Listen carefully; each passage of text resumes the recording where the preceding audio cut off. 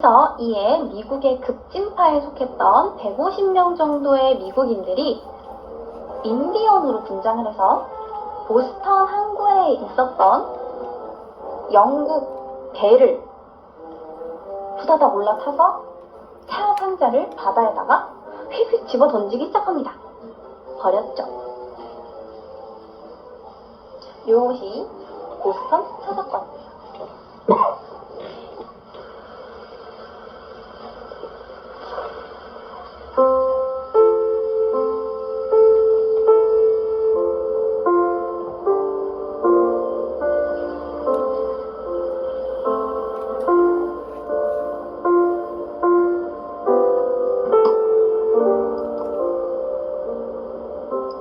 이 사건으로 인해서 미국의 독립혁명이 벌어지게 되는 겁니다. 그래서 미국인들이 이때부터 차 대신 커피를 마셔야겠다 라고 생각을 한 거죠. 하지만 이때까지는 영국이 중남미에서 들여온 이 커피의 수입을 금지시켰기 때문에 미국인들이 제대로 된 원두나 로스팅하는 기계나 커피를 끓이는 도구 같은 게 없었어요. 너무나 열악한 환경에서 로스팅해서 막 오래된 원두나 아니면 그냥 생두 같은 걸 들고 다니다가 대충 빻아가지고 으깨가지고 그냥 물 부어서 마시는 거예요. 그러니까 유럽인들의 커피와는 완전 달랐겠죠. 정말 막 쓰고 떫고 막 이상한 맛이 나는 거예요. 제대로 된 맛이 나지 않으니까. 그러다 보니까 이 쓰고 떫은 맛을 중화시키기 위해서 물을 많이 붓기 시작합니다. 그래서 연한 농도의 커피를 마셨던 거죠. 이후에 이탈리아에서 1900년대 에스프레소 머신이 발명이 됐고 2차 세계대전 때 미국 군인들이 처음으로 에스프레소라는 걸 접하기 시작했어요. 뭐지? 까만 물 뭐지? 엄청 진한데? 호로록 고삼차야? 한약이야? 너무나 연한 농도에 익숙해 있었던 이 미국인들 입맛에 완전 에스프레소는 마실 수가 없는 물인 거예요. 그러다 보니까 물을 타서 또 마시기 시작합니다. 연하게 마신 거죠. 그래서 그걸 보고 유럽인들이 커피 맛도 모르는 것들 이라고 하면서 조롱하는 뜻으로 아메리카노라고 부르기 시작했어요. 그것이 바로 여러분들이 지금 마시고 있는 아메리카노입니다. 자, 그리고 요즘 핫한 커피 콜드브루입니다. 콜드브루라고 하기도 하고요. 더치커피라고도 부르기도 합니다. 이 더치커피라는 것은요, 과거 네덜란드형 인도네시아 식민지에서 로부스타종의 커피를 재배를 해서 커피를 유럽으로 운반을 하던 도중 이 선원들이 배에서 커피를 먹기 위해 고안해낸 것이라고도 합니다. 혹은 저장을 해놨는데 비가 새고 물이 막 습해져가지고 여기서 커피물이 뚝뚝 떨어졌는데 그걸 딱 마셔보니까 엄청 맛있었다라고 해서 이 더치커피가 만들어졌다라는 이야기가 있는데요. 사실 이 이야기의 문헌은 어디에도 없습니다. 이 더치커피라는 건 미국 같은 서양권에서는 아예 쓰지 않아요. 이 이야기는 일본인들이 브랜드의 스토리텔링을 위해서 만들어냈다라는 이야기가 지배적이에요. 그래서 더치커피라고 하지 않고 다른 곳에서는 일본식 커피라고 또 부른다고 합니다. 그래서 이걸 요즘 콜드브루라고 부르죠. 더치커피라는 정확한 명칭은 우리나라에서만 쓰는 거고요. 정확하게는 그냥 콜드브루라고 하시면 됩니다. 이게 이제 숙성 과정을 거치고 굉장히 오랜 시간 막 찬물과 함께 원두를 이렇게 우려내야 되는 거라서 커피 눈물이라고 부르기도 한다고 해요. 그래서 요 콜드브루 같은 경우에는 카페인이 좀 적어요. 하지만 아예 카페인이 없는 건 아니에요. 카페인이 조금 적고 쓴맛이 조금 덜하고 부드러워서 사람들이 좋아합니다. 요 더치커피는 에스프레소랑 비슷하다고 생각하시면 돼요. 요 더치커피, 요 콜드브루 원액을 뭐 우유에 섞으면 라떼가 되고 뭐 물을 섞으면 그냥 아메리카노처럼 마실 수 있는 거고 여러 가지로 활용이 가능합니다. 찬물, 상온의 물로 장시간 추출을 한 커피고요. 이 커피 같은 경우에는 특이하게 숙성 기간을 거칩니다. 하루 이틀 정도, 일주일 정도도 냉장 보관할 수 있고요. 또 궁금한 거 있을까요? 또 궁금한 커피? 카푸치노? 카푸치노랑요, 라떼랑 뭐가 다를까요, 여러분들? 이 카푸치노는요, 오스트리아 합스부르크 왕가에서 처음 만들어 먹기 시작했다고 합니다. 이 2차 세계대전이 끝나고 나서 에스프레소 머신이 많이 보급이 되고 전 세계로 퍼져나가면서 처음에 이 카푸치노를 만들어 먹을 때 계피가루나 초콜릿 가루를 뿌려 먹진 않았는데 현재에는 계피가루가 꼭 들어가죠. 이 카푸치노라는 명칭은 이탈리아 프란체스코의 카푸친 수도회 수도사들에게서 유래가 되었다고 해요.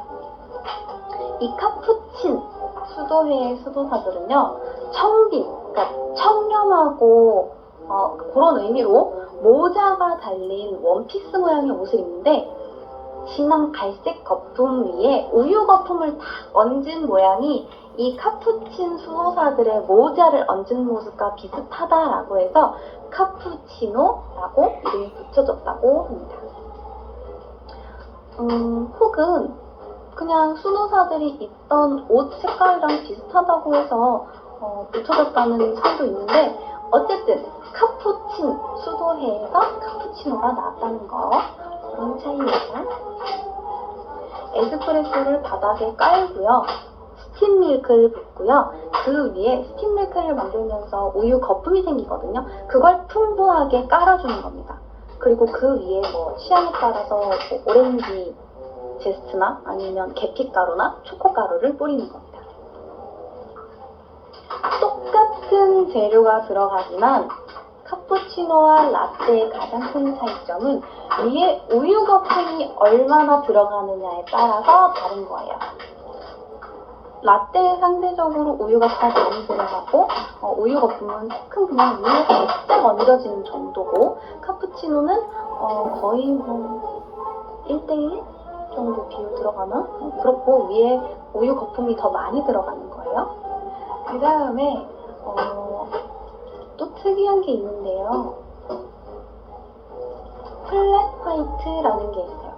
이거는 호주에서 먹어요. 저도 호주에서 라떼가 먹고 싶은데 라떼가 없는 거예요. 그래서 라떼가 없냐고 물어봤더니 플랫 화이트를 추천을 해주시더라고요. 먹어보니까 라떼더라고. 차이점은 위에 우유 거품이 없는 거예요. 그래서 플랫 화이트인 겁니다. 호주에 가시면 라떼 대신 플랫 화이트를 드시면 되는 겁니다. 자, 그 다음에 또 여러분들이 궁금한 거 있죠. 요즘 또 그거 유명하다며? 비엔나 커피?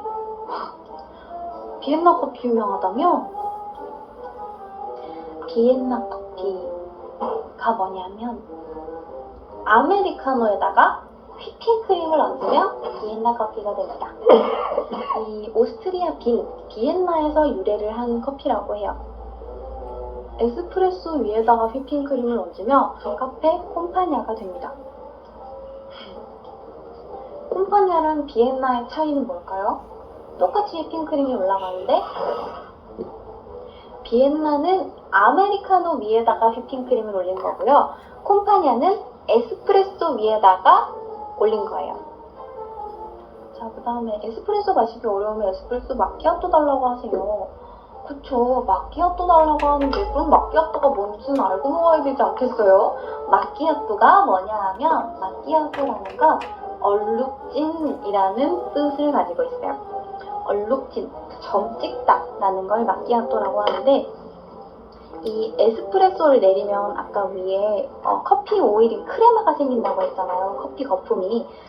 거기에 우유 거품이 살짝 얼룩이 진 모습을 보고 얼룩진이라는 뜻을 가진 마키아토를 갖다 붙인 겁니다. 에스프레소에다가 정말 우유 거품을 얹은 거예요. 그러다 보니까 이 크레마랑 우유 거품이랑 살짝 섞이면서 얼룩진 것처럼 이렇게 생긴 게 마끼아또입니다. 캐러멜 마끼아또. 캐러멜 시럽을 넣으면 캐러멜 마끼아또고요. 우유를 넣으면 라떼 마끼아또고요. 요게 그냥 에스프레소 마끼아또고, 여기 우유를 첨가하면 라떼 마끼아또, 그리고 캐러멜 시럽을 넣으면 캐러멜 마끼아또입니다. 자, 제가 일단 준비해온 커피 종류는 요 정도입니다. 여러분들이 혹시 궁금하신 게 있으시면 더 물어보셔도 돼요.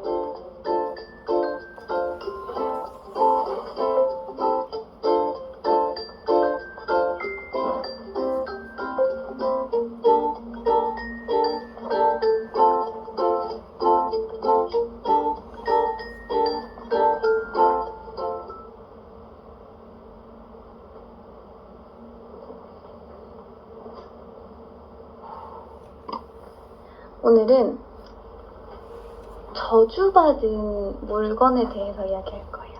세계 4대 피해 다이아몬드 우마차를 제우스에게 바치는데 신전 기둥에다가 이거를 완전 복잡한 매듭으로 막 묶어놓은 거예요. 그래서 이후 이 고르디우스의 우마차 매듭을 푸는 자가 아시아의 왕이 될 것이다 라는 전설이 내려져 오고 있었는데, 이 알렉산드로스가 프리기아로 진군을 하다가 이곳에 도착을 해서 매듭 전설을 듣습니다. 그래서 또 갔지. 우리 알렉산드로스는 이런 걸 좋아하니까 갔어요. 그래서 매듭을 막 열심히 풀고 있는데 아무래도 못 풀겠는 거야. 그래서 빠개치니까 칼을 뽑아들고 매듭을 탁 하고 내리쳐서 풀어버립니다. 그렇게 아시아의 왕이 됐죠. 물론 이것도 전설이고요. 바늘 같은 걸로 해서 매듭을 풀었다는 이야기도 있어요. 하지만 우리가 알고 있는 건 칼로 끊었다는 이야기죠. 이 호그는 24살에 페르시아의 지배를 받고 있던 이집트로 남하를 해서 농성하는 도시 시민들을 또다시 노예로 팔아버리고, 그 도시 사령관을 전차에 매달아서 죽을 때까지 자갈밭에 끌고 다닙니다. 그런데 이 와중에 대도시였던 예루살렘이 알렉산드로스에 즉각 항복을 합니다. 이건 알렉산드로스가 무서웠다기보다는 당시 정복을 하고 있던 페르시아에 대한 이집트의 반감이었을 거예요. 그래서 이집트 사람들은 이 성문을 활짝 열어젖히고 알렉산드로스를 해방자라고 부르면서 반겼습니다. 덕분에 그리스인이었던 알렉산드로스는 이집트로 넘어와서 이집트의 왕, 파라오가 됩니다. 거기다가 전설에 따르면 이 알렉산드로스는 사막으로 가서 위대한 이집트의 신인 아몬의 신탁을 받았다고 전해져요. 근데 이 아몬이 사실 너는 필리포스 2세의 아들이 아니라 내 아들이다! 이러면서 갑자기 출생의 비밀을 빠밤하고 풀어버리더니 파로스 섬이 있는 곳으로 가서 위대한 도시를 세워라! 라고 이야기를 했대요. 그렇게 기원전 331년 알렉산드로스 대왕이 도시 알렉산드리아를 세우게 됩니다. 기록에 따르면 알렉산드리아는 직사각형으로 생겼대요. 직사각형인데 긴 쪽이 경기장 30개 정도의 길이고요. 짧은 쪽이 경기장 7개에서 8개 정도의 길이에요. 이 단위를 스타디아라고 부르는데 1스타디아가 185m 정도 된다고 합니다. 그래서 이 알렉산드리아는 한쪽으로는 지중해를 맞닿아 있고 한쪽으로는 호수를 접해 있어요. 그렇게 알렉산드리아를 건설을 하고 6개월 뒤에 알렉산드로스는 또다시 이집트를 떠나서 원정을 갔고요. 페이지, 기타 등등.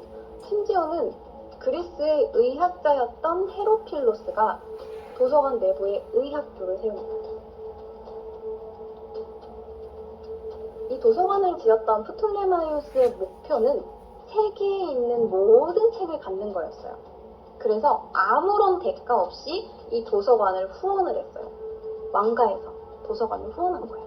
덕분에 도서관은 체계적으로 운영이 되었고, 신간도서 들어온 건 따로 분류하고, 카테고리 나눠가지고 책을 분류를 하고, 이런 식으로 부서가 따로 존재했어요. 책을 관리하는 부서. 그리고 국경에 상관없이 이 알렉산드리아에 들어오는 모든 혹은 나가는 모든 수출입되는 모든 품목 중에 문헌 혹은 책이 있으면 거의 반강제적으로 가져와서 복사를 합니다. 그리고 도서관에 복사본을 보관하고 원본은 주인한테 다시 돌려줬어요. 이거를 무역의 중심지였던 알렉산드리아에서 했으니까 얼마나 많은 책이 모였겠어요. 매일매일 어마어마한 양의 책이 밀려 들어왔고 사서들은 맨날 책을 분류를 하고 배치를 하고 책이 늘수록 방문객이 늘었고 방문객이 또 책을 가져오면 그 책을 또 복사해서 또 책이 늘고 그럼 또 방문객이 늘고 이런 식이에요. 그래서 책이 몇 권인지는 상당히 의견이 분분합니다. 50만 권 이상이라는 주장도 있고요. 70만 권 이상이라는 주장도 있고요. 100만 권 이상이라는 주장도 있어요.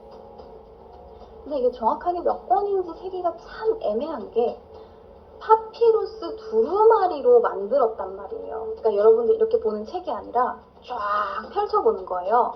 그러다 보니까 이 두루마리 하나가 책 몇 권짜리 분량이기도 한 거예요. 방대한 양이면. 그러다 보니까 책으로 나눈 것 중에는 뭐 800만 권 이상이다라고 하는 주장도 있는데 확실치 않습니다. 어쨌든 이 알렉산드리아에서는 책을 만들기 위해서 파피루스를 썼는데 덕분에 파피루스의 수출을 아예 금지하기도 했어요. 왜냐하면 다른 나라 줄 게 어딨어요. 우리가 지금 막 복수하기도 급한데. 그죠? 이렇게 책이 모이고 책이 있으니 학자가 모이고 학자들이 모이니까 연구를 하고 아까 말했다시피 의학교도 생기고 원래 의학교라고 하면 보통 해부 같은 것도 좀 해야 되잖아. 근데 이게 원래 그리스에서는 금지되어 있었단 말이에요. 근데 여기가 어디예요? 이집트예요. 이집트 하면 뭐가 생각나요, 여러분? 미라 생각나죠. 코로 뇌를 뽑아내는 곳이에요. 아무렇지 않게 해부를 할 수 있어요. 그래서 여기에서 의학도 많이 발전을 했고요. 기하학의 창시자라고도 하는 유클리드 역시 이 알렉산드리아 도서관에서 연구를 했고 관련된 책도 여기에 상당히 많았다고 합니다. 중간에 프톨레마이오스 1세가 사망하고 프톨레마이오스 2세가 파라오가 되면서 알렉산드리아 도서관은 전성기를 맞게 됩니다. 이 도서관, 박물관을 발전시키는 것 외에도 프톨레마이오스 1세 때 시작했던 등대를 프톨레마이오스 2세 때 완공을 합니다. 이 등대는 여러분들 이렇게 생긴 걸로 추정이 됩니다. 없어요. 없어서 잘 몰라요. 하지만 이렇게 생겼다고 추정이 돼요. 이게 왜 유명하냐면 이건 파로스의 등대 혹은 알렉산드리아 등대라고 불리는 건데 아니 뭐 등대까지 거 뭐가 그렇게 대단해 라고 하지만 이 등대는 모든 등대의 원형이라고 불려요. 참고로 파로스는 그리스어로 등대입니다. 그래서 이건 세계 7대 불가 사이에 꼽히는 겁니다. 이 등대는 하얀 대리석으로 만들어진 한 130m 정도 되는 3층짜리 건물이래요. 그래서 불빛이 나오는 부분에는 반사경이 거울처럼 이렇게 돼 있고 내부에는 300개 이상의 방이 있어서 군대 막사 역할을 하기도 했대요. 썰에 의하면 내부에 엘리베이터 같은 것도 있었다고 하는데 없어졌기 때문에 그건 확인할 수 없어요. 그리고 이 등대의 불빛이 43km 밖까지 보일 정도로 아주 밝았다고 합니다. 이 위대한 등대를 완공한 프톨레마이오스 2세 때 수많은 학자들이 대도서관을 거쳐갔는데 이때 수학, 천문학, 물리학, 자연과학, 기타 등등 모든 과목들에 대해서 새로운 연구 결과들을 보유하게 됐습니다. 이때 있었던 학자들 이야기를 잠깐 해보면요. 이때에는 특히나 천문학이랑 점성술이 인기가 많았는데 고대인들은 별이랑 행성이 인생에 영향을 미친다고 봤어요. 그래서 하늘에서 일어나는 일들이 지상에도 영향을 준다라고 생각을 해서 이때 아리스타르코스가 최초로 지구가 태양 주변을 돈다는 걸 발견했어요. 그리고 100년 후에는 히파르코스가 신성과 해성을 관측을 해서 1000개가 넘는 항성에 대해서 밝기를 나눠서 분류를 합니다. 그리고 태양력의 길이를 계산을 하기도 했는데 이게 지금 현재 오차랑 한 7분 정도밖에 안 난대요. 그리고 히로피러스 같은 경우에는 이때 알아냈어요. 뇌가 우리 신체를 조종한다 라는 걸 알아내서 약을 만들기 시작했대요. 그리고 에라토스테네스라는 사람인데요. 이 사람은 지구의 둘레를 측정해낸 최초의 인물이에요. 문학, 수학, 천문학, 지리학, 기타 등등 다양한 분야에서 재능을 보였기 때문에 제2의 플라톤이라고 불리던 사람입니다. 그리고 이미 이때 사람들은 지역마다 북극성의 높이가 다르다는 사실을 알았기 때문에 지구가 둥글다는 사실을 밝혀냈고, 에라토스테네스는 현재의 아스완인 시에네에서 하진날에 아주 날씨가 맑을 때 우물을 보면 보통 우물이 그늘이 지잖아요. 해가 이렇게 옆에 있으면 이렇게 빛이 들어와서 우물 내에 그림자가 지잖아. 근데 이날 우물의 바닥까지 햇빛이 아주 직선으로 빡 하고 꽂히는 걸 봤어요. 그래서 해가 가장 높이 뜨면 90도구나 라는 걸 알았대요. 그래서 이거를 바탕으로 지구의 크기를 계산할 수 있다는 걸 알아냈대요. 그래서 이제 해가 가장 높이 뜰 때 고도가 90도라서 이걸로 지구의 둘레를 측정을 했는데, 알렉산드리아에서 925km 정도 떨어진 시에네와의 거리, 비율을 계산을 해서 지구 둘레가 46,250km라는 걸 알아냈습니다. 물론 실제로는 지구의 둘레는 4만 km 정도입니다. 근데 이런 차이가 나는 이유는 너만 알고 있어. 근데 딱 봐도 광고 같은데. 광고 맞아. 여기서 라이브가 겨우 500개씩 돌아가고. 알렉산드리아랑 시에네가 정확하게 같은 경도상에 위치해 있지 않고 거리를 잰 게 이 사람이 실제로 걸어서 거리를 잰 거기 때문에 정확하지가 않았고, 당시에는 지구가 완전 동그랗게 생긴 구 형태라고 생각을 해서 이게 약간 오차가 있는 거예요. 만약에 타원형이라는 걸 알았고 정확한 길이를 측정할 수 있었으면 이런 오차가 안 났을 수도 있어요. 참고로 이 에라토스테네스는 알렉산드리아 대도서관의 최고 책임대였습니다. 이 정도는 돼야 관장을 합니다. 이 정도는 돼야 지구 둘레 정도는 잴 수 있어야 알렉산드리아 도서관의 관장을 할 수 있어요. 이 사람들 말고도 여러분들이 아시는 분들, 유레카 했던 사람 있죠? 아르키메데스. 아르키메데스 역시 이 알렉산드리아에서 연구를 했었고, 아르키메데스, 아리스토텔레스, 당대 최고의 학자들 있었던 책의 원본이 여기에 보관이 되어 있었어요. 그러니까 여러분들이 이 도서관이 왜 유명한지 이제 제가 더 이상 이야기하지 않아도 아시겠죠? 왜, 어떻게 유명한지. 자, 그래서 이렇게 도서관이 지어지고 전성기를 맞고 그랬는데, 기원전 250년경에 로도스가 마케도니아의 침공을 받게 됩니다. 근데 이때 로도스의 시민들은 여성, 노예 할 거 없이 전부 다 목숨을 걸고 전투에 나가서 성을 지켰대요. 신전을 무너뜨려서 석재를 보강을 하고, 여자들은 활줄을 만들기 위해서 머리카락을 잘랐어요. 그러면서 자기의 도시였던 로도스를 지켰고, 1년 동안 버틴 기념으로, 결국 이겼어요. 1년 동안 버틴 기념으로 수호신 펠레우스의 모습을 따서 거상을 세웠는데 그게 33m예요. 이것이 바로 7대 불가사리 중 하나인 로도스의 거상입니다. 이것 역시 무너져서 원형은 알 수 없어요. 하지만 이런 식이었을 것으로 추정이 됩니다. 이 거상을 만든 재료는 적군이 버리고 간 무기를 녹여요. 그렇게 만들었고요. 자금은 성을 공격하던 무기를 팔아서 조달을 했고, 시민들도 십시일반 돈을 모았대요. 그렇게 7대 불가사리 중 하나인 로도스의 거상이 만들어집니다. 자, 어쨌든 이렇게 로도스의 거상이 만들어지고 그 사이 다른 나라들도 발전을 하고 알렉산드리아 대도서관에 라이벌이 생깁니다. 그것이 바로 페르가몬 도서관이에요.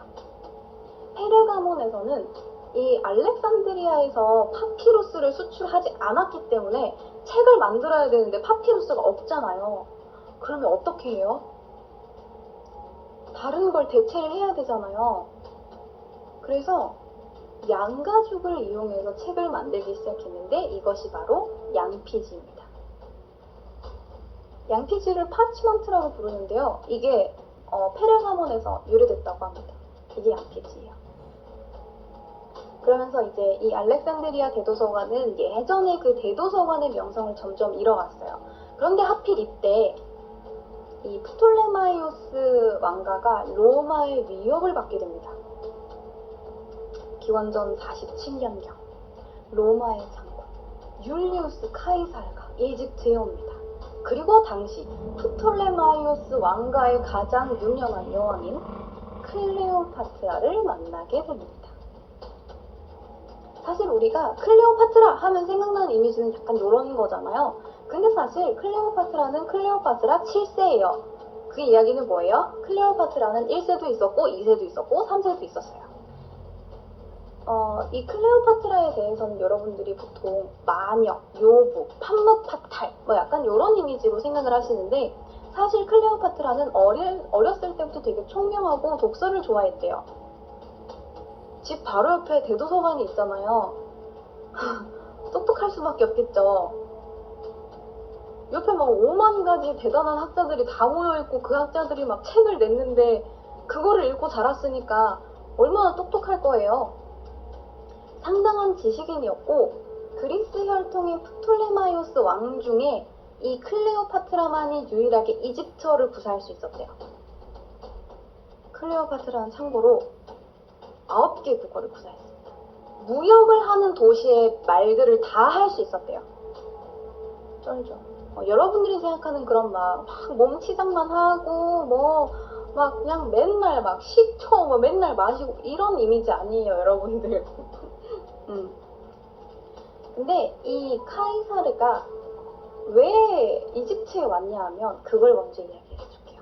이 카이사르는 폼페이우스와 함께 삼두 정치를 이끌던 인물이에요. 여러분 삼두 정치는 교과서에서 되게 많이 배웠잖아요. 뭐 3명이서 이렇게 나눠가지고 뭐 나라를 이끌고 뭐 왕을 안 만들 이런 거 있잖아. 그거 하던 사람이에요. 그래서 폼페이우스와 함께 삼두 정치를 이끌었는데 폼페이우스가 원로원이랑 짜고 쳐서 카이사르를 총독자리에서 물러나게 한 거예요. 그래서 어쩔 수 없이 폼페이우스와 맞다이를 뜨게 됩니다.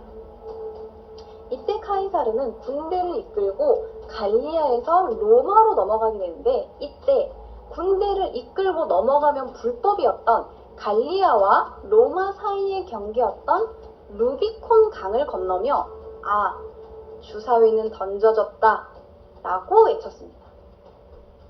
이 말 되게 유명하죠? 주사위는 던져졌다. 이때 나온 말이고요. 여러분들 루비콘 강을 건넜다라는 말도 많이 들어보셨을 텐데 그게 여기에서 유래된 말이에요.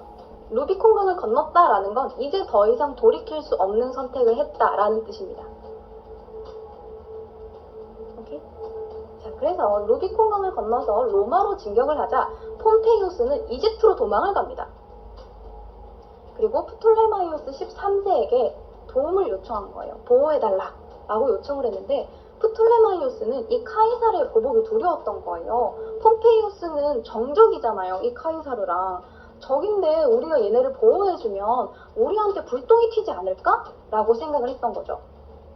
그래서 이 폼페이우스의 목을 뱁니다. 그래서 이 카이사르한테 넘겨주니까 이 카이사르가 너무 슬펐던 거죠. 물론 정적이기도 하지만 정치적 동반자잖아요. 삼두 정치를 같이 하던 사람인데 얼마나 슬펐겠어요. 그래서 열이 받아서 이집트로 넘어왔다가 클레오파트라 7세를 만난 겁니다.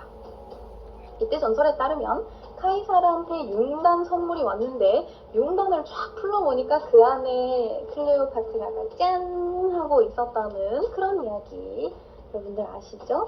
네, 그런 이야기입니다. 어쨌든 이유야 어찌되었든 카이사르는 클레오파트라에게 푹 빠져 있었던 것으로 추정이 됩니다. 당시 카이사르의 나이는 52세, 클레오파트라의 나이는 21세. 나이가 뭐가 중요하겠어요? 그죠?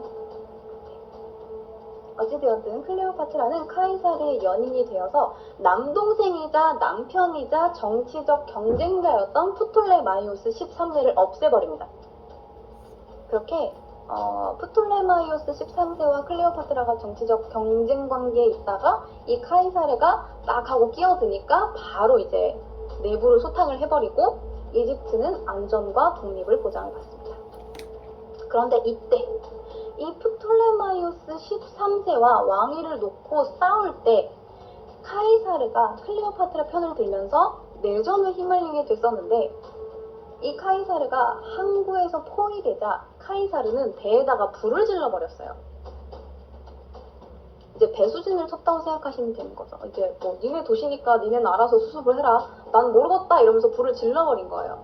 근데 이 불이 이 바다에 있던 모든 배들, 항구들을 다 태우고 심지어 항구 근처 마을까지 번져서 알렉산드리아 대도서관까지 번진 거예요. 이 불이.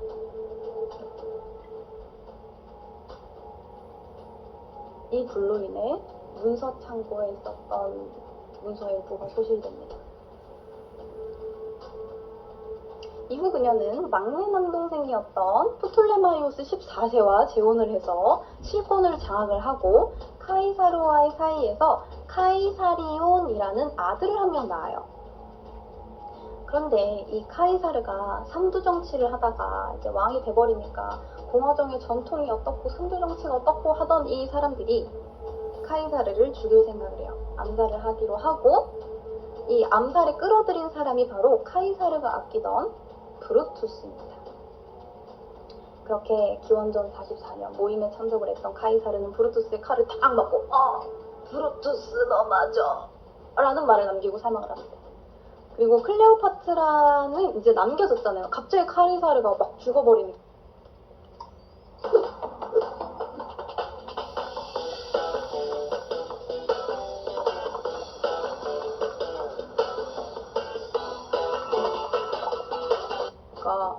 이제 이 클레오파트라가 남겨졌는데 내 아들이잖아. 이 둘 사이에 낳은 아들이잖아. 그럼 우리 아들한테 뭔가 있어야 될 거 아니야. 근데 유언장에 내 관련된 말은 단 한마디도 없어요. 클레오파트라에게 왕위를 넘겨준다든가 뭐 클레오파트라와 난 사이에 카이사리온을 뭐 내 후계로 정한다 라든가 이런 말이 이런 단구도 없는 거야. 그러니까 클레오파트라가 빡이 칩니까 않습니까? 배신감을 느끼겠죠. 게다가 프톨레마이오스 14세 역시 젊은 나이에 요절을 합니다. 그래서 클레오파트라는 아들이었던 카이사리온을 프톨레마이오스 15세로 세웁니다. 자, 그리고 기원전 41년 2차 삼두 정치의 선두였던 마르쿠스 안토니오를 만나게 됩니다. 당시 로마는 카이사르 이후에 안토니우스파랑 옥타비아누스파 두 파로 나뉘어져 있었는데 클레오파트라는 이집트를 위해서 이제 계산을 하고 있었던 거예요. 옥타비아누스가 나을까 안토니우스가 나을까. 카이사르는 잘했는데 괜히 이거 암살을 당해가지고 이걸 어떻게 해야 되나를 고민을 하다가 결국 안토니우스를 선택을 합니다. 그리고 이 안토니우스와 클레오파트라 사이에서 알렉산드로스 헬리오스라는 아들과 클레오파트라 셀레네라는 딸 한 명을 낳았어요. 아들 하나 딸 하나를 낳고 이번에는 정당하게 요청을 합니다. 야, 나 이제부터 정부 안 할 거야. 결혼해! 결혼하고 우리 애들 후계자로 지명해. 안 그러면 너 이집트 가 그냥? 이라고 한 거죠. 그러니까 이제 이 안토니우스가 처자식을 버려요. 로마에 있던 처자식을 버리고 클레오파트라의 손을 들어줍니다. 그렇게 이때까지만 해도 클레오파트라는 로마와 이집트를 아우르는 대제국, 우리 딸아들이 나라를 다스리는 이러한 대제국을 꿈꿨겠지만 하필 이 안토니우스가 전쟁에서 지게 되죠. 어쨌든 전쟁에서 지기 전에 이 안토니우스는 클레오파트라에게 선물을 줬는데 선물이 뭐냐면 기억하세요? 카이사르와 내전을 벌일 때 이 알렉산드리아 대도서관에 있던 문서 일부가 불에 타서 소실됐다고. 이걸 보상해주고 싶었던지 환심을 사고 싶었던 건지 이 안토니우스가 페르가몬 도서관에 있던 스크롤들, 문서들 20만 장을 선물해줬다고 합니다.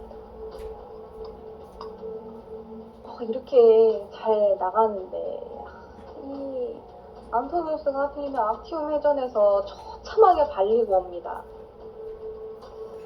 처참하게 갈리고 와서 클레오파트라 내 사랑 하고 그냥 꽥하고 죽어버린 거죠. 그러니까 이제 클레오파트라는 이제 줄을 잘못 탔구나 싶은 거죠. 옥타비아누스 군대가 쳐들어오면 우리는 어떻게 막을 방법은 없고 능욕을 당하는 차라리 죽어버리자 라고 생각했던 클레오파트라는 독사를 가져와서 이제 가슴을 팍 하고 물린 다음에 사망했다라는 이야기가 있어요. 물론 이것도 썰이에요. 자살을 했다. 독사에 물려서 자살을 했다라는 썰이 있고 음독 자살을 했다라는 썰이 있고 동반 자살을 했다라는 썰이 있고 옥타비아누스가 살해를 해놓고 자살로 미장을 했다라는 이야기가 있어요. 어떻게 죽었는지는 잘 모르겠지만 어쨌든 클레오파트라는 자살한 걸로 마무리. 그리고 이집트를 통치했던 프톨레마이오스 왕조는 이 클레오파트라를 마지막으로 왕조가 막을 내립니다. 자, 근데 왕조가 막을 내렸다고 도서관이 무너지나요? 그건 아니잖아요. 아니, 그러면 도서관은 왜 없어진 걸까? 이거에 대해서도 의견이 분분합니다. 기원전 30년 프톨레마이오스 왕조가 끝나면서 알렉산드리아는 로마의 속국이 되었고 아우구스투스가 로마 최초의 황제가 되면서 로마인들은 그리스인들보다는 학문에 관심이 없었단 말이에요. 따라서 이 도서관에 대한 지원이 좀 많이 뜸해졌겠죠. 아니, 그 전에 프톨레마이오스 왕가에서는 정말 아낌없이 지원을 해줬잖아요. 근데 이제 로마는 그렇지가 않으니까 이게 좀 차이가 날 수밖에 없고, 하지만 이 알렉산드리아 대도서관이라는 명성이 있지 않습니까? 그래도 꾸준히 학자를 배출해내던 이 도서관은 성이 200년경 여러 번의 침략으로 차츰차츰 황폐화가 되었다고 해요. 성이 400년쯤 되자 이교도가 금지가 되면서 기독교가 로마의 공식 종교가 되었단 말이에요. 그러면서 이 이교도 학자들이 거리에 내몰려서 죽임을 당했고 다른 종교의 상징물들 역시 파괴됩니다. 물론 무세이용과 이 대도서관 역시 이교도의 상징물입니다. 따라서 보호를 받을 수가 없었어요. 616년경에 알렉산드리아는 페르시아의 손으로 넘어가게 되었고 이때 알렉산드리아 도서관이 거의 완전히 파괴되었다라고 보는 사람들이 많아요.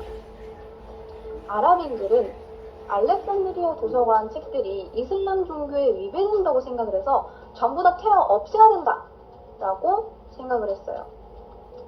때문에 이때 대도서관에 문서들이, 아주 많은 문서들이 소실되었다라고 추정이 됩니다. 하지만 아직까지도 정확하게 어떻게 알렉산드리아 대도서관이 파괴되었는가, 문서가 없어졌는가는 잘 모르고 그냥 몇 가지 흔적, 유적처럼 남아있는 이것들 혹은 뿔뿔이 흩어져 있는 이 문서들을 토대로 추정만 하고 있을 뿐입니다. 이게 이제 최근에 발견된 알렉산드리아 대도서관에 있었을 것으로 추정이 되는 문서입니다. 이게 도서관의 내부로 추정되는 사진들이에요. 이런 식으로 스크롤을 보관을 하는 거예요. 여러분들이 지금 알고 있는 책처럼 이렇게 다다다다 꽂혀 있는 게 아니라 스크롤로 둥글게 말아서 이런 식으로 꽂아놨던 겁니다. 그리고 사서들이 이걸 하나하나 분류를 했던 거죠.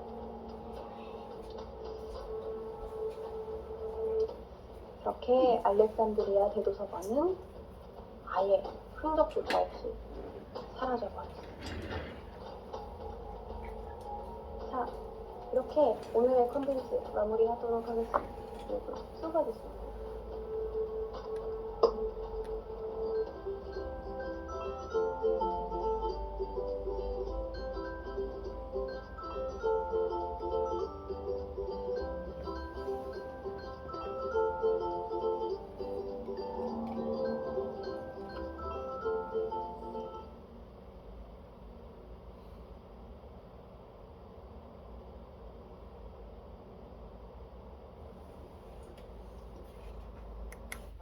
의정부 6조와 함께 상의하도록 했어요.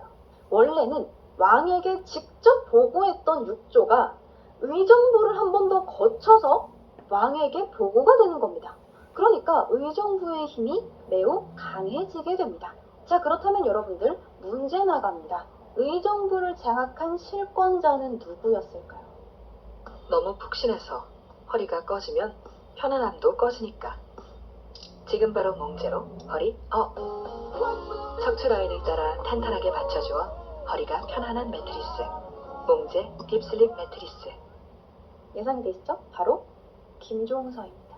자, 그러니까 당연히 이 권력의 중심에 선 김종서에게 사람들이 몰려들게 되겠죠. 그래서 이와 관련된 기록은 단종실록에 남아있어요. 김종서가 권력을 마음대로 하였으니 자기 집에 별실을 지으면서 목제와 기와, 철제와 석제를 모두 조정의 공사를 관장하는 관리에게서 취하였다. 라던가 김종서가 충청도 공주에 가서 성묘하고자 하니 그를 전별하는 사람들로 도성이 가득 찼고 군현에서도 뇌물이 잇따라서 끊이지가 않았다 라는 뇌물을 받은 기록도 있어요. 또한 김종서가 아주 상세하게 김종서가 김윤부에게서 말을 뇌물로 받았다 라는 것도 있어요. 근데 여기에 대해서 김종서는 내가 김윤부한테서 말을 받은 걸 본 자가 누구냐? 그 사람은 대신을 모해하였으니 목을 베어야 한다 라고 주장을 했다고 합니다.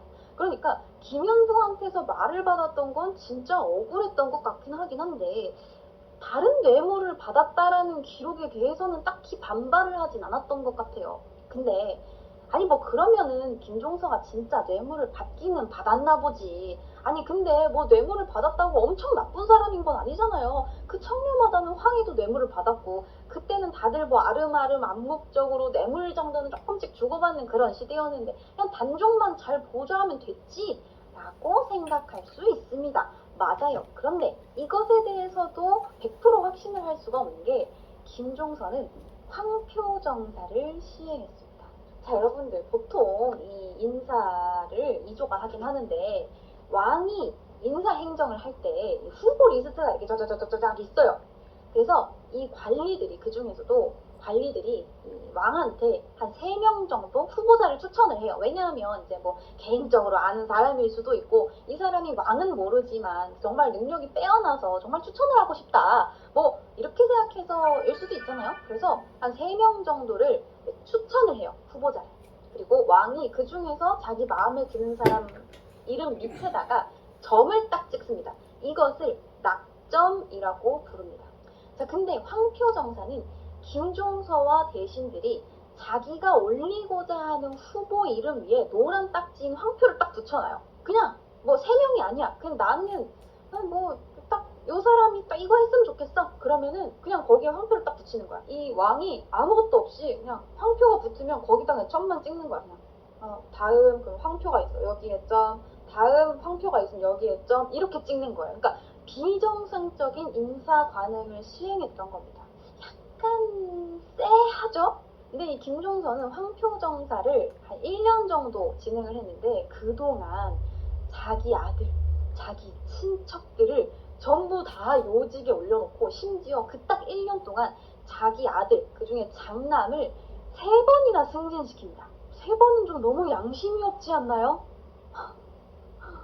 아니 근데 뭐 혹시나 정말 만에 하나 김종서의 아들이 진짜로 능력이 있었는데 인정을 받지 못했던 것은 아닐까. 그래서 김종서가 이것이 너무나 마음이 아파서 황표정사를 시행해서 자기 아들을 올렸던 게 아닐까라는 생각을 해볼 수도 있는데요. 김종서는 황표정사를 시행하면서 우리가 죽을 때가 가까웠으니 앞날이 얼마나 남았겠는가.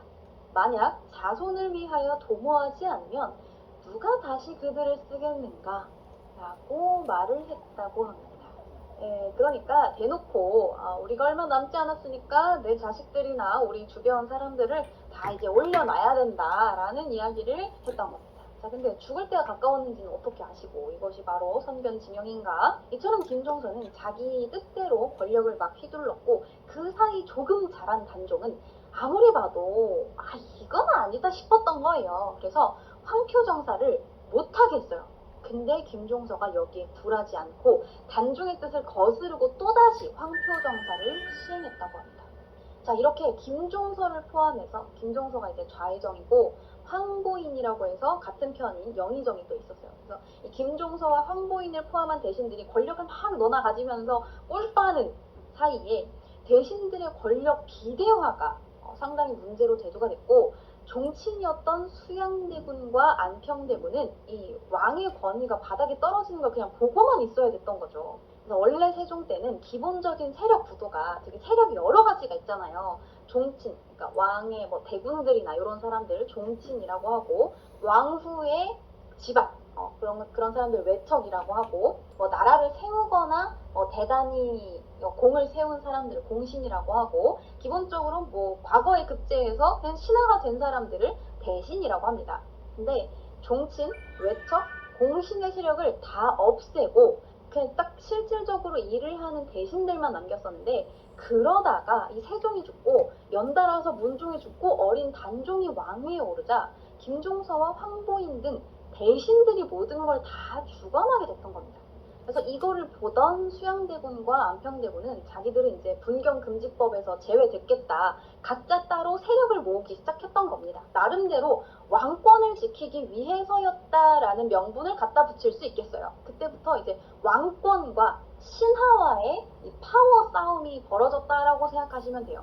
근데 이 세력을 모으는 방법도 수양대군이 머리를 되게 잘 썼어요. 어떻게 했냐면 그냥 대놓고 야, 너 와가지고 나한테 좀 붙으면은 내가 요거 좀 떼줄게, 이렇게 한 게 아니에요. 수양대군은 이 역대 병요라는 병서를 편찬했었는데 요거를 함께 했던 신하들이 있을 거 아니에요. 그래서 요 함께 했던 신하들을 다 이제 저랑 같이 일했던 사람들 좀 승진시켜주세요, 이 사람들 능력이 좋아요, 이런 식으로 해가지고 승진 요청을 했어요. 그리고 이후에 중국의 명나라 사신으로 갔을 때도 자기를 수행했던 관리들을 전부 다 승진시켜달라고 요청을 합니다. 그러니까 뭐예요? 수양대군과 같이 일을 하면 혹은 힘을 보태주면 나도 승진할 수 있고 뭐 콩고물이라도 하나 떨어지겠구나라는 생각을 심어준 거예요. 근데 수양대군이 이렇게 자기 세력을 만들어서 역심을 품으면 수양대군은 이제 단종을 내리고 자기가 올라가고 싶은 건데, 김종서는 단종의 옆에 붙어가지고 꿀을 빨고 있었잖아요. 그러니까 둘은 대놓고 반대편인 거죠. 그러다 보니까 이 수양대군이 역심을 품으면 반대쪽에 있었던 김종서의 신변도 보장을 받을 수가 없고, 대신들의 입장에서도 뭐 어차피 왕은 허수아비인데 종친들이 들고 일어날 거면 그 중에 하나한테 딱 들러붙어가지고 반사 이익이라도 얻어보자 싶었던 건지 수양대군에 대항할 수 있는 안평대군 쪽에 붙게 됩니다. 그래서 이 수양대군이랑 같이 능력을 인정받았던 안평대군은 이제 약간 문신들이랑 쉽게 잘 어울리는 되게 호강한 성격이었대요. 예술을 되게 좋아해서 몽유도원도인가? 그거를 안견이 그렸잖아요. 그 안견한테 그걸 부탁한 사람이 안평대군이었대요. 어느 날 꿈을 꿨는데 그 꿈에 엄청난 장면이 이렇게 막 펼쳐진 거지. 장관이 눈앞에 막 펼쳐진 거지. 그래서 이걸 가지고 그림을 한번 그려줘라 이래가지고 안견이 그 그림을 그렸다는 겁니다. 자, 어쨌든 이 김종서는 당시 안평대군이 좀 너그럽고 호방한 성격이었기 때문에 수양대군보다는 이 안평대군한테 조금 더 사람이 많이 몰렸고, 김종서는 안평대군이 끝까지 대군의 지위에서 늙을 사람이 아니다 라고 주장하면서 안평대군을 선택을 했습니다. 근데 진짜 이 좌의정이라는 사람이 안평대군한테 하는 평가가 너무 대놓고 역심 아닙니까? 생각해보면 대군의 지위에서 늙을 사람이 아니다라는 건 뭐예요? 왕이 될 인물이라는 거잖아요. 저도 그래서 김종서 살짝 조금 쎄합니다. 하지만 여러분들 요거는 각자의 해석을 할 수 있겠죠. 자, 그래서 이 안평대군이 조금 더 막 김종서도 붙고 황보인도 붙고 막 다른 신하들도 붙고 이래가지고 안평대군의 세력이 조금 더 비대해졌어. 근데 이 타이밍에 수양대군한테 어떤 사람이 착 하고 붙습니다. 이 사람이 바로 그 유명한 한명회입니다. 이 한명회는 청주 한씨 집안인데 이 한씨 집안이 되게 명문 집안이었어요. 양반 자제들 사이에서 한명회가 꽤 유명해요. 칠삭둥이, 절름발이 한명회 이러면서 꽤 유명했었어요. 7달 만에 세상에 났다 이래가지고 약간 부족하다, 칠삭둥이 이렇게 깠는데 그 머리가 좋기는 좋았던 것 같아요. 근데 과거만 보면은 계속 낙방을 하는 거야. 이게 사실 여러분들 머리가 좋은 거랑 시험 머리랑은 조금 다르잖아요. 여러분들도 아시잖아요. 시험 봐서 아시잖아요. 시험만 보면은 왠지 긴장이 되고 뭔가 좀 이렇게 내 실력을 발휘할 수가 없고 평소에는 다 알고 있는 건데 그때만 되면 딱 생각이 안 나고 그런 거 있잖아. 약간 한명희가 실전에 약한 타입이었던 거예요. 계속 시험을 쳤는데도 붙을 수가 없는 거야. 그래서 결국 집안의 백으로 음서로 38살이 되어서야 경덕궁에 말단 직책을 하나 겨우 얻게 됩니다. 자, 그리고 이러한 한명회에게 친구가 있었으니 그 사람이 바로 권남입니다. 이 권남이라는 사람은 개국공신의 자손이었고 한명회랑 같이 계속 과거에 낙방하던 친구였어요. 서로 이해를 해주는 거지. 야, 우리 서로 진짜 머리는 좋은데 우리 왜 과거에 자꾸 떨어지는 거냐 이러면서 같이 이제 아픔을 공유하던 친구였던 거지. 근데 이 권남은 나중에 음서가 아니라 장원에 급제해가지고 관직을 얻었어요. 근데 이 권남이라는 사람이 수양대군이랑 한명회를 만나게 해준 사람입니다. 그래서 이 권남이 수양대군한테 제 친구 중에 되게 그 머리가 좋고 괜찮은 친구가 한 명 있는데 한번 만나보시죠. 이렇게 주선을 해준 거야. 그래서 수양대군이 처음에는 이렇게 딱 점잖게 그래 한번 만나보지. 사람을 사귀는데 귀천이 어디 있겠는가 이러면서 밥 한번 먹자 해놓고 9개월 동안 한명회를 안 만났어요. 너무하지 않습니까? 근데 이 안 만나준다고 좌절하지 않고 한명회는 그동안 칼을 갈고 있었던 거야. 그래서 이 수양대군이랑 딱 만난 다음에 곧바로 계유정난을 꾸미게 됩니다. 자, 여러분들 명분은 여러분들도 아시다시피 김종서랑 황보인 등 대신이 황표정사를 시행을 하면서 국정을 농단하고 있다. 요겁니다. 그래서 이 1453년 10월 10일 거사를 계획하는 거예요.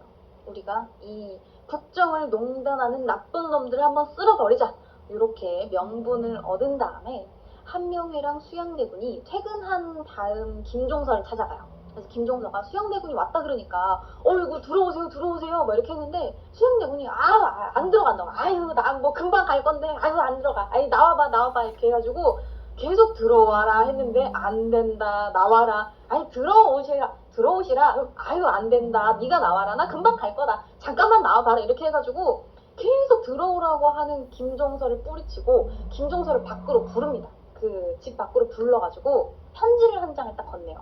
근데 한밤중에 편지를 건네면은 쌍라이트가 있는 것도 아니고 어떻게 읽어요. 그래서 달빛에 비추려고 편지를 딱 읽으려고 이렇게 딱 펼쳤는데 그 사이에 철퇴로 김종서의 머리를 빡 하고 내리칩니다. 그리고는 곧바로 도성 사대문과 궁궐을 다 봉쇄해서 장악해버려요.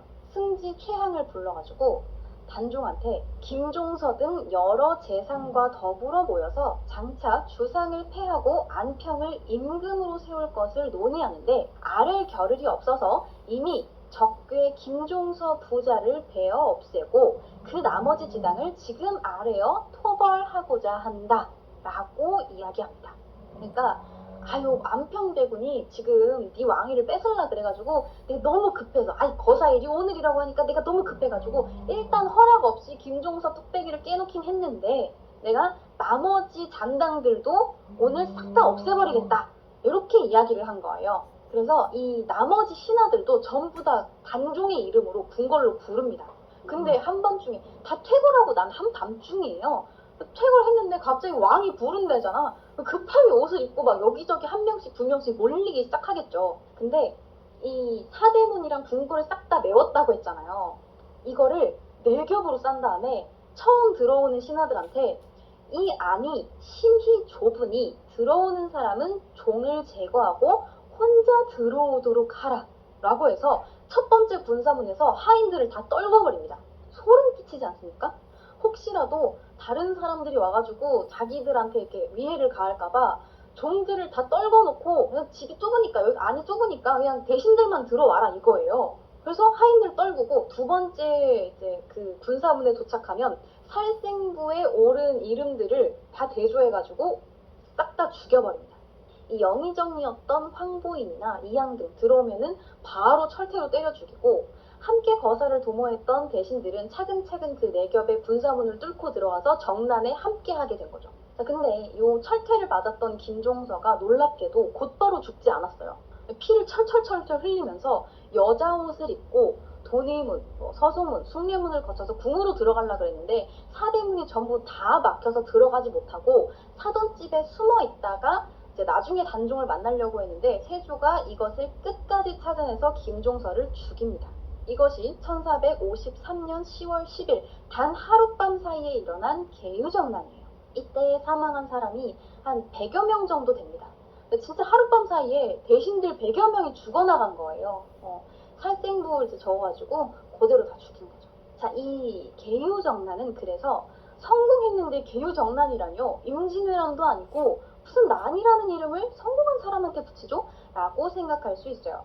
근데 이 계유정난은 수양대군이 계유년에 난을 일으킨 게 아니라 정난은 편안할 정에 어려울 난을 써요. 그러니까 계유년에 난을 잘 다스렸다라는 뜻입니다.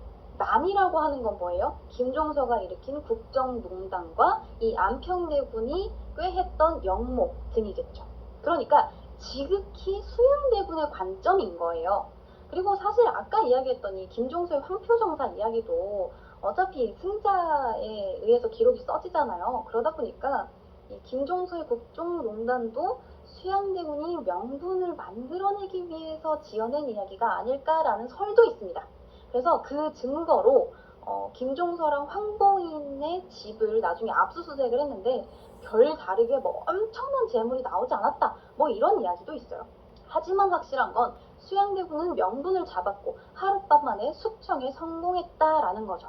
자, 그러면 이렇게 성공적으로 계유정난을 끝낸 수양대군은 어떻게 했을까요? 바로 야, 너 조카 일로 와. 너 왕관 내려놓고 가 이제. 이렇게 했을까요? 아니죠. 명분이 있어야 될 거 아닙니까? 명분이. 늘 이 왕은 명분이 있어야 돼요. 근데 이 계유정난은 그냥 난을 평정했다 정도밖에 되지 않아요. 그러니까 난을 평정한 사람이 왕이 돼야 된다. 그러면 막 장군들이 맨날 왕이 돼야죠. 그래서 수양대군은 이 차근차근 관직을 얻어서 세력을 확정을 해나갔는데 계유정난 직후에 수양대군이 받은 직책이 뭐였냐면 여러분들 잘 들어보세요. 영의정부사, 영경연사, 영서운관사, 판의조사, 판병조사입니다. 이게 이제 그 세조가 수양대군이 바로 다음날 받은 직책이에요. 하나하나 풀어드리면요. 그 영의정이 되면서 영의정 대표인 영의정부사가 되었고요. 왕과 함께 토론을 하는 경연 있죠. 그 경연을 주관하는 영경연사가 됐고요. 천문을 관측하는 영서운관사 겸 문관의 인사를 담당하는 판의조사, 그리고 무관의 인사를 담당하는 판병조사까지 혼자 다 해먹은 거예요. 경연이랑 영의정 대표까지 된 거죠. 그리고 며칠 뒤에는 군권을 장악하는 병마도통사까지 역임하게 됩니다. 그러니까 이게 거의 지금 왕이나 다름없어요. 이게 조선 역사상 전무후무한 직책이에요. 그러니까 대놓고 왕이 될 수 없으니까 왕은 될 수 없어도 내가 할 수 있는 높은 관직은 다 해먹겠다라는 거죠. 자, 그러면 이때 단종은 뭘 했을까요? 아유, 삼촌 제가 잘할게요. 뭐 제가 성인이 될 때까지 잠깐만 잘 해주고 계세요. 이렇게 했을까요? 아니요. 그냥 가만히 있었습니다. 할 수 있는 게 없으니까. 그래도 나름 희망은 있었습니다. 아직 나이가 어리잖아요. 뭐 14살 정도밖에 안 됐으니까. 근데 정당성은 적장자 문종의 적장자인 단종한테 있습니다. 그러니까 이대로 버티기만 하면 나이가 들어서 친정을 하게 되고 그러면 아무리 수양대군이라지만 가능성이 있지 않겠습니까? 근데 이걸 생각 못할 수양대군이 아니죠. 계유정난이 있고 2년 동안 왕이 되지 않았거든요. 근데 그 2년 동안 단종으로 하여금 스스로 왕위를 포기하게 만듭니다. 진짜 독하죠. 이게 어떻게 포기하게 했냐면 단종이 믿고 따랐던 5째 삼촌인 금성대군이 집에서 활을 쏘면서 잔치를 여니까 활을 쏘다니 이거는 다른 뜻이 있는 거다 이러면서 탄핵을 해버립니다. 그리고 단종의 하나뿐인 누이인 경희공주의 남편인 정종도 탄핵을 했고요. 할아버지 세종의 후궁이자 단종을 키워주다시피 했던 해빈 양씨도 탄핵을 해버립니다. 그러니까 주위에 믿었던 사람들이 대놓고 하나 둘씩 다 재거동하고 있는 거예요. 그러니까 나름 이제 팔다리가 다 잘려나가는 거지. 이걸 보는 단종이 얼마나 착잡했겠어요. 기댈 곳을 다 쳐내고 있는 건데. 그래서 결국 그 2년 동안 버티지 못하고 단종은 수양대군에게 양위를 선언하게 됩니다. 그러니까 대놓고 압박한 거지. 자, 그리고 이 양위 장면은 상당히 비극적이면서도 희극적입니다. 단종은 옥새를 가져오게 해서 수양대군에게 대놓고 넘겨주게 되는데 하필이면 이 옥새를 수양대군에게 넘겨준 의전 담당 예방승지가 바로 성산몽이었습니다. 야사로 남아있긴 하지만 이 수양대군이 그래도 아직 대군이잖아요. 그러니까 이 막 양위하겠다 이런 말 할 때 앞에 이렇게 납작 엎드려 있을 거 아니에요. 아이고 아닙니다 이렇게 하면서 납작 엎드려 있을 거 아니야. 근데 이 성산문이 옥새를 끌어안고 통곡을 하니까 이렇게 수양대군이 엎드려 있다가 이렇게 성산문을 째려봤대요. 너무 무섭지 않아요? 머리를 들고 그 광경을 자세히 살펴보고 있었다라는 야사가 남아있어요. 그래서 이 머리를 조아리고 이 단종이 제가 이제 수양대군께 양위를 하겠습니다. 이렇게 뜻을 밝히니까 이제 앞에서는 몇 번 이제 해줘야지. 아이고 아닙니다. 우리나라가 3-4번 아닙니까? 아이고 아닙니다. 아이고 안 됩니다. 제가 아이고 어떻게 감히 아이고 아닙니다. 넣어주세요. 이렇게 했는데 극고사양을 하다가 단종이 이제 대놓고 이걸 이렇게 딱 넘겼어. 이거 들고서 딱 넘기니까 거절을 하다가 아이고 이러면서 이거를 넙죽 받아서 엎드렸다고 해요.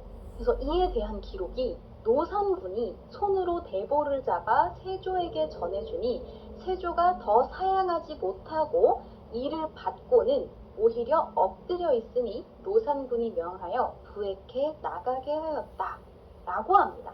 이 대보라는 건 국세입니다. 옥새라는 뜻이죠. 그래서 이 옥새를 들고 직접 세조한테 딱 주니까 세조가 이거를 받은 다음에 꼭 쥐고 엎드려 있었다는 거예요. 그래서 단종이 이거를 부축해서 나가게 했다라는 겁니다. 옥새를 품에 꼭 쥐고 부축을 받아서 나간 수양대군은 양위를 받은 그 날 바로 즉위식을 합니다.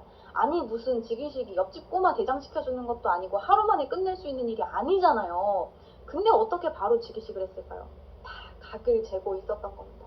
단종 주변 정리를 싹싹싹싹 한 다음에 요쯤 되면 이제 양위를 하겠구나 라고 생각을 해놓고 줄 것 같으니까 몇 번 거절을 하다가 냉큼 받은 겁니다. 그래서 즉위를 바로 한 거죠. 그렇게 1455년 6월 조선의 7대 왕 세조가 탄생합니다. 자, 근데 이 세조라는 묘호는 죽고 나서 아들 예종이 붙인 건데 계유정난이 있었잖아요. 그래서 조가 붙은 왕들은 뭐 난을 수습하거나 나름 무언가 이제 공로, 업적을 쌓은 왕인데 계유정난, 난을 수습한 왕이다 라고 해서 세조라고 붙인 겁니다. 이렇게 해야지 자기도 정상성을 찾을 수 있을 거 아니에요. 나라 엎어가지고 왕 됐는데 그 아들이 왕이 됐다더라. 이거보다는 난을 평정한 세조의 아들이 왕이 되었다라고 해야지 조금 더 정당성이 있을 거 아니에요. 그쵸? 자, 그렇게 한참을 기다렸다가 무려 2년이나 기다렸어요. 한참을 기다렸다가 왕이 된 세조는 무슨 일을 했을까요? 곧바로 단종 때 힘이 강했던 의정부 서사제를 없애버립니다. 아까 이야기했잖아요. 원래 6조에서 바로 왕한테 이제 이야기를 하는 건데 6조를 거쳐서 의정부를 거쳐서 그 다음에 이제 왕한테 오게 했잖아요. 이제 다시 6조 직계제를 실시를 해서 본인이 직접 모든 정사를 보고받고 결제하게 됩니다. 자, 그리고 나라를 엎어서 얻은 사람들이 제일 먼저 해야 될 게 뭐예요? 자기 편을 잘 만들어야겠죠. 공신들을 책봉해줍니다. 자신을 도와서 계유정난을 일으킨 43명을 공신으로 책봉했는데 여기 되게 특이하게 무신이 19명, 환관이 2명, 천민 출신이 1명 있어요. 정말 각계각층의 사람이 공신이 된 거예요. 우리는 뭔가 공신이라 그러면 다들 막 무신, 문신 해가지고 막 완전히 그 양반들만 되는 거라고 생각했잖아요. 근데 이 천민 출신이 포함이 되어 있었다는 건 직위 고하를 막론하고 그냥 도움이 될 것 같으면 데려다 썼다라는 겁니다. 그리고 여러분들 환관이 공신이 됐다라는 건 무슨 의미겠어요? 단종 옆에서 이제 일거수일투족을 다 보고 관찰을 하고 막 궁 여기저기 막 돌아다니면서 보고받은 것을 세조한테 다 일러줬겠죠. 이거 일을 해줬겠죠. 얼마나 정보를 퍼져날랐으면 공신이 되겠습니까? 그리고 이 공시는 아니지만 나중에 공로를 따져가지고 상을 주는 논공행상을 할 때 상을 받은 사람 중에 시녀가 있었어요.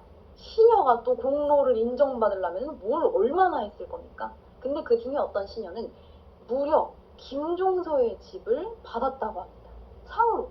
김종서의 집을 상으로 받으면 거기 있던 부인이나 딸이 다 시녀가 되는 거예요. 그래서 괴유정난 때 자기한테 반대했던 사람들을 다 대역죄로 다스려서 직계 가족 중에 16세 이상은 전부 다 교형에 처하고요.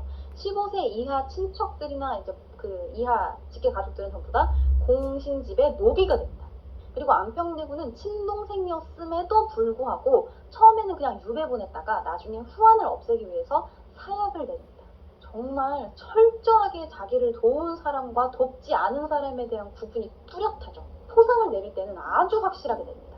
1등 공신한테는 땅, 전토 150개, 노비 13명, 백금 50냥, 시종 7명, 병졸 10명을 하사하고 직계 아들에게는 음직을 제수하며 자손은 죄를 범하더라도 절대로 사형시키지 않았어요. 그래서 이 단종을 끌어내리고 왕이 된 만큼 세조는 이제 대신의 힘이 너무 커졌다라고 생각해서 자기가 믿을 사람들인 공신으로 요직을 채웠는데 공신으로 대신의 힘들을 누르겠다 이렇게 생각을 했던 거죠. 그래서 진짜로 주요 요직 중에 77%가 공신이었어요. 그리고 이 77%의 주요 요직에 앉은 공신들 중에서도 눈에 띄는 사람이 있었으니 바로 세조 시절 조선 역사상 유례 없는 경력인 4번의 1등 공신 반열에 오른 한명회와 1번의 2등 공신 그리고 3번의 1등 공신에 오른 신숙주입니다. 이 신숙주에 대해서 여러분들 되게 많이 들어보셨을 거예요. 근데 세종 때 들어보셨으면 그 머리 좋아가지고 한글 창제에 기여한 그 신하인가 하실 테고 세조 때 들었으면 그 배신자 둘 다 맞습니다. 신숙주는 그 세종 때 세종이 총애를 받아서 총애의 상징인 일하다가 자는 신하 옷 덮어주기를 당한 신하였던 만큼 꽤나 총애받는 인물이었고 보통 30대 중후반에 붙는 과거에 20대 초반에 급제했어요. 완전 똑똑이에요. 그래서 이 지편전 학자 시절에 한글 창제에 기여하기도 했던 인물인 만큼 또 세종이 신숙주를 되게 아꼈어요. 그래서 나중에 문종한테 말하기를 신숙주는 국사를 부탁할 만한 자이다 라고 할 만큼 아꼈다고 합니다.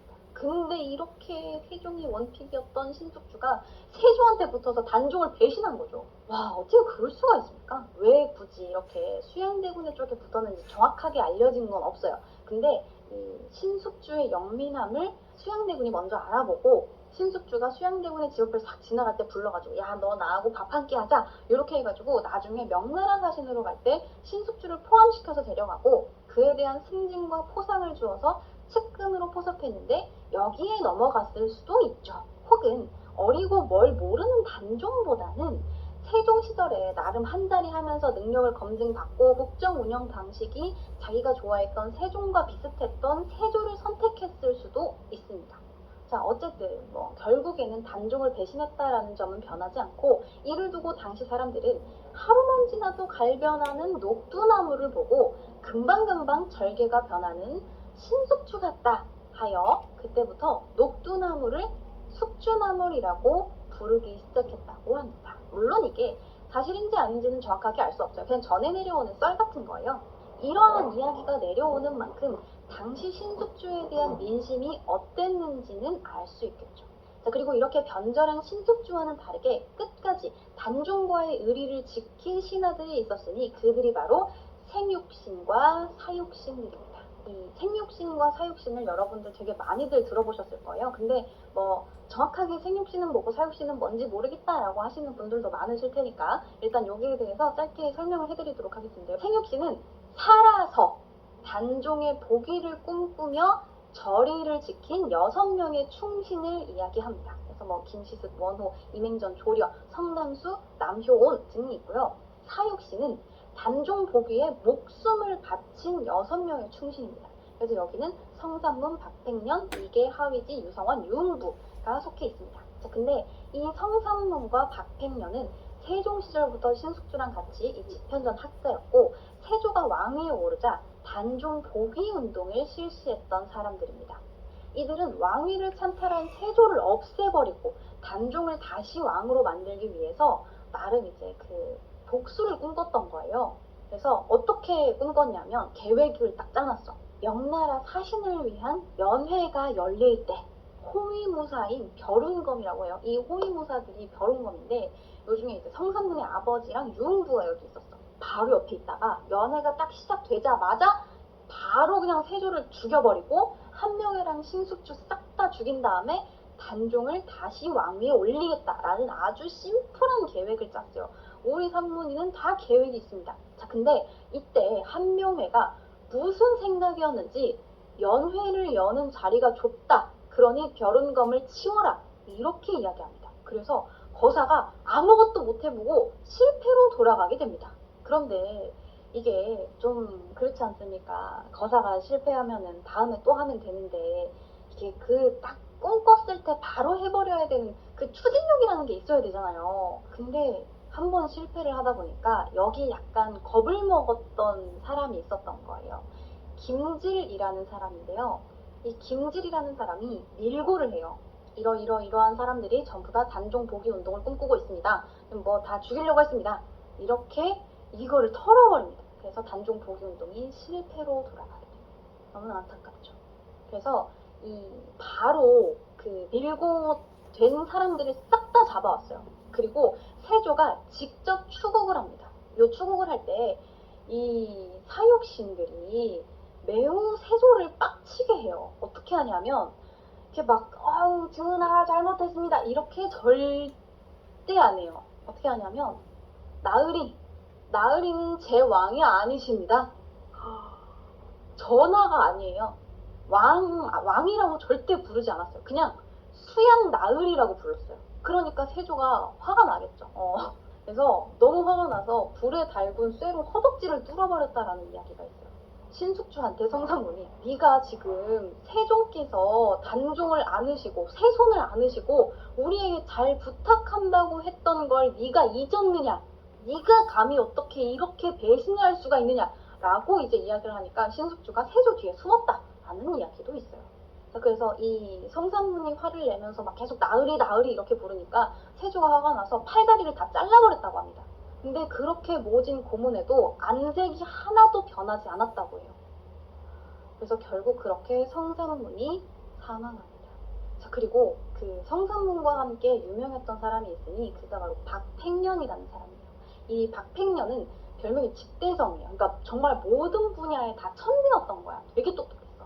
근데 그러다 보니까 세조가 약간 이 박팽년은 욕심이 나는 거야. 내 옆에 두면은 되게 잘 쓸 수 있을 것 같은 거지. 그래서 그 팽년아, 너 그 뭐 어차피 전에 나한테 그 장기 올릴 때도 뭐 신이 뭐 전하 뭐 이렇게 막 썼으니까 이미 너는 내 신하고 뭐 나는 네 전하니까 그냥 내 앞에서 네가 나 신하다. 나한테 전하라고 한 번만 불러라. 나한테 전하라고 부르면 내가 너는 살려주겠다. 이렇게 이야기를 해요. 근데 이 박팽년이 저한테 임금은 선왕이신 단종전하뿐입니다. 두 임금을 섬길 수 없습니다. 그리고 저는 한 번도 이 나으리께 신이라고 말을 한 적이 없습니다. 라고 이야기해요. 그래서 나중에 장기를 찾아보니까 그 신이라는 단어가 이렇게 해가지고 이렇게 써있거든요. 근데 그거를 이 점을 다 빼가지고 클 거자로 만들었어. 교묘하게 자긴 한 번도 신이라는 단어를 쓴 적이 없다는 거예요. 되게 놀랍죠. 그리고 이게 되게 다 계획이 있었던 거야. 성상문도 너 나라에 녹봉 먹는 사람이 어떻게 신하가 아니냐. 내가 너 월급 준 게 있는데 이제 와가지고 무슨 나으리라 그러냐. 라고 하니까 내가 한 번도 당신에게 녹봉을 받은 적이 없다. 내 집에 가봐라. 이렇게 해가지고 딱 갔는데 진짜로 그 언제 몇 월 며칠 날 얼마를 월급을 받았는지를 다 적어놓은 거야. 그래가지고 그거를 보따리로 돈을 다 싸놓은 거예요. 그래서 가보니까 막 집은 거의 무너져가고 있고 제대로 월급을 못 받으니까. 근데도 단 하나도 내가 돈을 받지 않겠다, 녹봉을 받지 않겠다라고 해가지고 그 돈을 다 모아놓고 있었던 거죠. 진짜 대단하지 않습니까? 그래서 그렇게 박팽년과 성상문이 둘 다 사망합니다. 나중에 하위지라는 사람은 거열형에 처해졌어요. 여러분들 알고 있는 능지처참이라고 하죠. 소랑 이제 말이 이렇게 양쪽으로 막 쫙 잡아당겨가지고 이렇게 찢어 죽는 그 거열형에 처해지고요. 유성훈이라는 사람은 나중에 이 단종 복위운동이 칼로 났다라고 하자 칼로 자결합니다. 이렇게 죽은 충신들을 사육신이라고 하고, 살아서 나중에 또 단종 복위운동이 벌어져요. 2차 복위운동이 벌어지는데 이제 그때까지 계속해서 충의를 지킨 사람들을 생육신이라고 부릅니다. 그리고 이 생육신 중에 김시습이라는 사람이 있는데요. 이 사람은 나중에 출가를 해서 스님이 됐어요. 근데 스님이 돼가지고 나중에 그 사육신들의 시신을 다 수습을 했어요. 노량진에다가 사육신의 묘를 만들어줍니다. 그분이 아니었으면 아마 이 사육신들의 시신을 다 수습을 못했을 거예요. 자, 그리고 뭐 남효원이라는 사람은 육신전을 써가지고 이 사육신에 대한 정보를 다 기록으로 남겼던 거죠. 사육신과 생육신과 또 2차 단종 복위운동이 계속 벌어지다 보니까 나중에 신숙주가 단종의 제거를 강력하게 주장하게 됩니다. 이 노산군을 끼고 난육을 일으키려 하니 노산군 역시 편히 살게 할 수 없습니다 라고 주장을 하면서 강력하게 이 단종을 죽여야 된다 라고 주장을 했던 거예요. 그래서 이 단종이 사망하게 되는데 결국 이제 유배에 갔다가 사망을 하게 되거든요. 영월이라는 곳에 유배를 갔는데 이 사망하게 된 게 꽤 여러 가지 설이 있어요. 기록에 남은 게 여러 가지인데 그 중에 몇 개를 소개를 해드릴게요. 일단 세조실록에는 노산군이 스스로 목을 메어서 졸하니 예로써 장사 지냈다 라는 기록이 있어요. 졸했다는 건 이제 사망했다라는 뜻입니다. 근데 예로써 장사 지냈다라는 기록이 있어요. 이거는 세조실록이에요.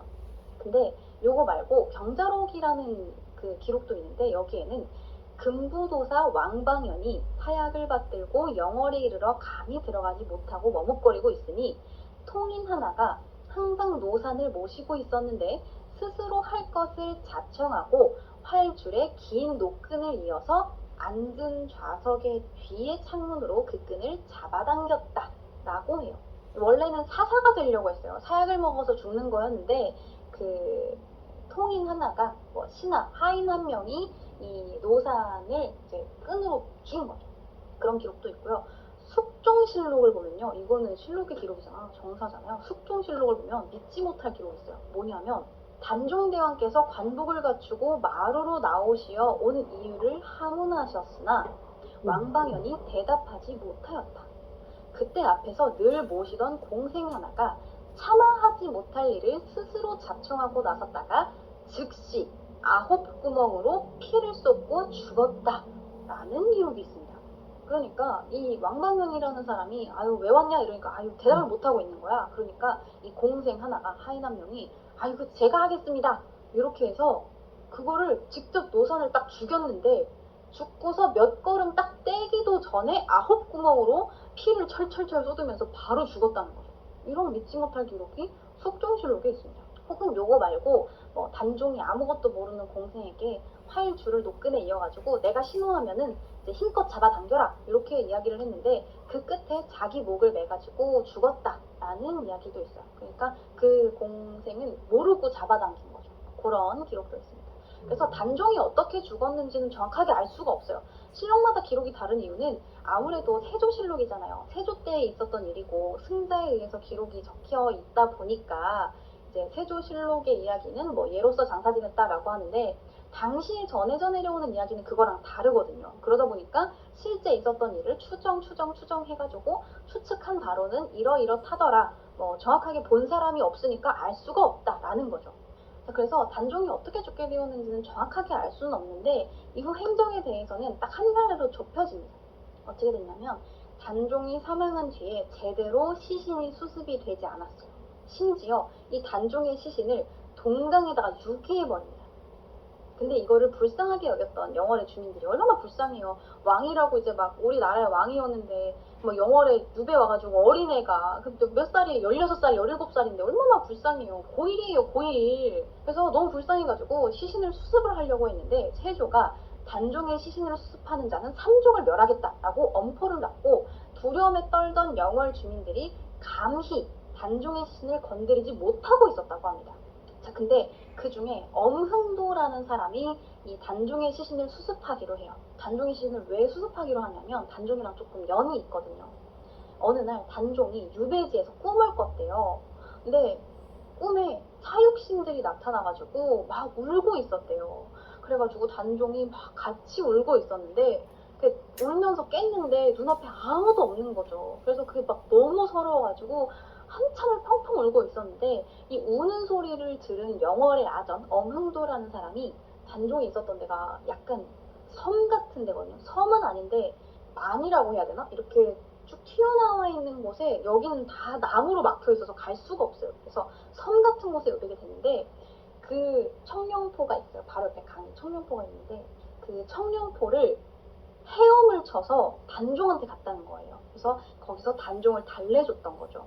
그래서 이러한 인연이 있었던 사람인지라 엄흥도가 목숨을 걸고 겨울 밤에 몰래 동강에서 이 단종의 신을 건져가지고 들쳐업은 다음에 산으로 막 미친 듯이 오른 거예요. 이걸 묻어주려고. 그래서 묘자리를 한참을 찾았는데 겨울이라서 온통 눈이 오니까 땅이 얼어 있잖아요. 그러니까 땅을 팔 수가 없는 거야. 묻을 수가 없는 거죠. 그래서 어떻게 막 시신을 업고 산 높은 곳까지 계속 올랐어요. 근데 그 높은 곳에 노루 한 마리가 이렇게 엎드려 있었다고 합니다. 근데 이 엄흥도가 오니까 놀라서 달아났다는 거죠. 그리고 이 노루가 앉아 있었던 자리만 그 눈이 녹아 있어가지고 그 자리를 파서 단종의 무덤을 만들고 그 단종을 묻자마자 세조의 보복을 피해서 숨어 성을 바꿔서 살았다고 합니다. 그래서 이 단종의 무덤은 산 한가운데에 그냥 떨렁 묻히게 된 거예요. 근데 이 단종의 무덤을 중종 때 찾습니다. 중종 때 어떻게 찾았냐면 아니 묻은 사람이 도망쳐버렸는데 어떻게 찾겠어요? 완전 그냥 무덤이 알려지지도 못한 채로 없어질 뻔한 거야. 이 영월에 이상하게 이 군수들이 부인만 하면 계속 죽어나가는 거예요. 이유도 알 수 없이 그냥 갑자기 돌연사, 그냥 급사 그렇게 연달아서 7명의 군수가 죽습니다. 근데 그렇게 죽고 나중에 새로운 영월 군수 박충원이라는 사람이 이제 부임을 하게 되었는데 부임하자마자 이제 자고 있는데 꿈을 꾼 거야. 근데 그 꿈에 어떤 사람들한테 질질질 끌려간 거지. 근데 끌려가지고 숲 한가운데 이렇게 떨렁 남게 됐는데 거기에 한 임금처럼 보이는 사람이랑 6명의 신하가 있었다고 합니다. 그리고 다짜고짜 임금이 이놈을 처형해라 이렇게 명령을 했대요. 근데 옆에 있었던 한 신하가 아유 그러면 안 됩니다. 그러면서 이 사람은 살려줘야 됩니다 라고 주장을 했대요. 그래서 그 꿈에 있는 신하가 말려줘서 죽지 않고 꿈에서 깰 수 있었다고 합니다. 그래서 이 영월의 군수가 마을을 이제 수소문해가지고 엄흥도의 후손을 찾은 거예요.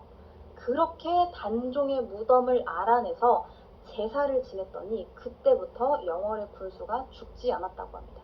그래서 이렇게 믿기 힘든 이야기가 그냥 신화 정도로 치부될 수 있는데 이게 선조 수정실록에 적혀있는 실화예요. 오늘 1분 조선왕조실록은 여기까지 하도록 하겠습니다. 여러분들 봐주셔서 너무 감사합니다. 네, 고마워요. 아 그리고 여러분 제가 너무 늦게 보여드렸는데 세조가 내가 왕이 될 상인가 요거 그래서 막 그 보면은 이리의 상이다 약점을 물어뜯어서 숨통을 끊어놓은 이리의 상이다 수양대군은 왕위를 찬탈할 것이다 이런 거 있잖아요 관상. 근데 세조의 어진 초안이 발견이 됐어요. 근데 여러분들 이리의 상이라고 하는 영화에서 이리의 상이라고 하는 그 역적의 상 세조의 어진 초안을 보여드리도록 하겠습니다.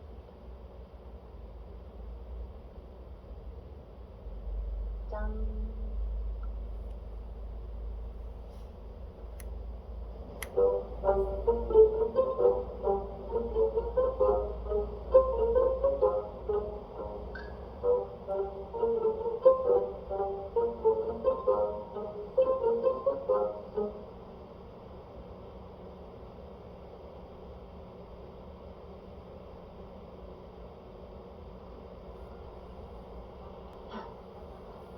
여러분 오늘 소개해드릴